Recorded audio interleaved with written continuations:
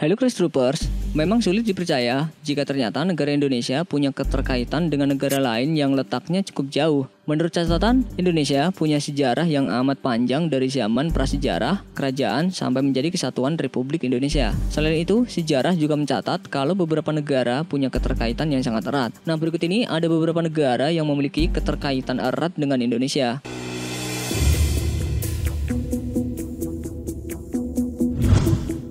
Malaysia.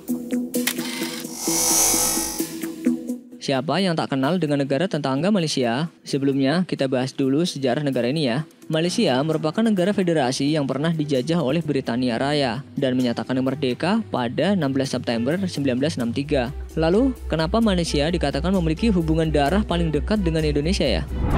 Begini nih, Indonesia masih satu ras dan rumpun dengan warga Melayu. Selanjutnya ada hubungan darah yang mana warga Malaysia masih banyak memiliki keturunan darah orang Indonesia. Bahkan menurut catatan sejarah, nenek moyang warga Malaysia kebanyakan merupakan asli Indonesia, baik itu dari suku Minang, Jawa, Bugis, Aceh, Batak, dan sebagainya.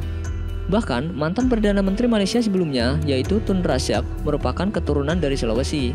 Jadi nggak heran ya, kalau kita pergi ke Malaysia atau sebaliknya, masih banyak kesamaan antara budaya sana dan budaya Indonesia. Madagaskar. Siapa yang tahu Madagaskar? Bukan Madagaskar film kartun ya, tapi negaranya. Kalian harus tahu nih, Pulau Madagaskar yang berada di pesisir timur Afrika ini ternyata memiliki nuansa Nusantara yang sangat kental. Para ilmuwan bahkan memperkirakan negara kepulauan ini ditemukan oleh seorang perempuan asal Indonesia. Menurut sejarah, Pulau Madagaskar pertama kali dihuni oleh pendatang asal Indonesia yang diyakini berlayar sejauh ribuan kilometer dari Kalimantan dan Sulawesi. Hasil tes DNA yang dilakukan oleh para ilmuwan juga mengungkap garis keturunan penduduk Madagaskar berasal dari Indonesia. Survei yang dilakukan oleh peneliti asal Islandia Baru, ia menganalisis DNA dari 266 orang penduduk Madagaskar dalam kelompok tersebut. Ditemukan fakta 22% memiliki tanda genetik orang Indonesia. Jika hasil penelitian ini akurat, maka bisa diperkirakan ada sekitar 30 wanita Indonesia yang membentuk populasi awal di Pulau Madagaskar. Hawaii.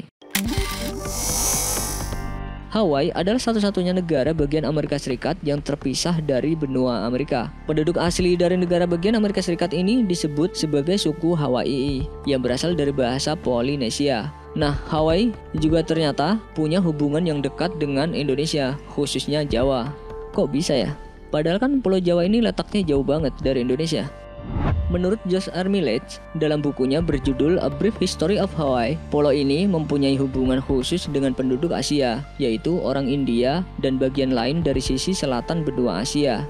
Dugaan ini didukung dengan nama-nama daerah di Hawaii seperti Oahu yang konon juga masih ditemukan di daerah India Timur. Bahkan, nama Hawaii sendiri berasal dari kata Jawa Ii yang berarti Jawa kecil. Nah, dari sinilah kita menemukan hubungan erat antara Jawa dan Hawaii. Suriname. Suriname merupakan salah satu negara di benua Amerika Selatan. Hubungan Suriname dengan Indonesia bisa diibaratkan kayak adik kakak, karena sebagian dari penduduk Suriname merupakan keturunan dari Jawa dan beragama Islam. Keterkaitan antara Suriname dan Indonesia dikarenakan saat para kolonial Belanda memperebutkan tanah Suriname dengan negara-negara Eropa lainnya, para penjajah Belanda membawa ribuan warga pribumi khususnya orang Jawa untuk dipekerjakan di sana. Selain itu, negara Suriname juga memiliki kesamaan iklim dengan Indonesia. Suriname merupakan negara tropis yang hanya memiliki 2 musim, yaitu kemarau dan penghujan. Jadi nggak heran, kalau orang pribumi dibawa ke Suriname, mereka nggak akan kesulitan untuk beradaptasi. Uniknya lagi, mereka yang tinggal di sana tetap menggunakan bahasa Jawa dalam berkomunikasi hingga sekarang. Mesir. Tahukah kalian, Mesir merupakan negara pertama yang ikut mengakui kemerdekaan Indonesia pada zaman kemerdekaan dulu. Prajurit Mesir yang bernama Muhammad Abdukmunim dengan berani menembus pertahanan Belanda untuk pergi ke Yogyakarta yang saat itu menjadi ibu kota sementara. Ia mendapat amanah dari pemerintahan Mesir untuk menyampaikan dokumen resmi jika Mesir mengakui kemerdekaan Indonesia. Itulah kenapa sampai saat ini Indonesia punya hubungan yang erat dengan Mesir. Palestina. Kalau melihat kembali sejarah Indonesia, betapa sulitnya perjuangan untuk mencapai kemerdekaan. Indonesia tidak berjuang hanya dengan menggunakan senjata, melainkan juga dengan cara diplomasi meminta dukungan dari negara-negara lain. Nah, sama dengan Mesir, negara Palestina menjadi negara yang mengakui kemerdekaan Indonesia. Muhammad Ali Taher yang merupakan pemimpin Palestina juga menyumbangkan sebagian hartanya untuk memperjuangkan kemerdekaan Indonesia. Jepang. Dahulu, negara Jepang memang pernah menjajah Indonesia selama 3,5 tahun. Namun, dari penjajahan inilah Indonesia memiliki hubungan erat dengan Jepang sampai sekarang. Jepang merupakan salah satu negara dengan investasi tertinggi di Indonesia. Banyaknya produk Jepang yang laku keras di Indonesia membuat hubungan Jepang dengan Indonesia kian erat. Kerjasama dengan negeri sekora ini meliputi segala hal, mulai dari teknologi, pangan, sampai politik. Selain itu, Jepang dan Indonesia sudah menjalin diplomasi selama 59 tahun lamanya. Hal itu menunjukkan betapa Indonesia sangat berarti bagi negara maju seperti Jepang. Tiongkok. Indonesia dan Tiongkok sudah menjalin hubungan yang sangat lama. Bahkan menurut sejarah, Indonesia dan Tiongkok telah menjalin hubungan sejak abad ke-5.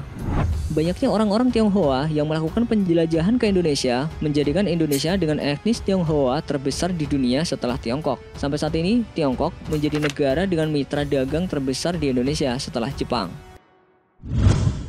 Australia. Kalau kalian lagi jalan-jalan ke Australia, pasti kalian banyak menemukan orang Indonesia di sana. Banyaknya orang Indonesia di negeri kanguru itu, mungkin kita pikir lantaran bekerja ataupun menempuh pendidikan di sana. Padahal kalau dilihat dari sejarahnya, dari dulu sudah banyak para pelaut kita yang melakukan penjelajahan di sepanjang garis pantai negeri tersebut.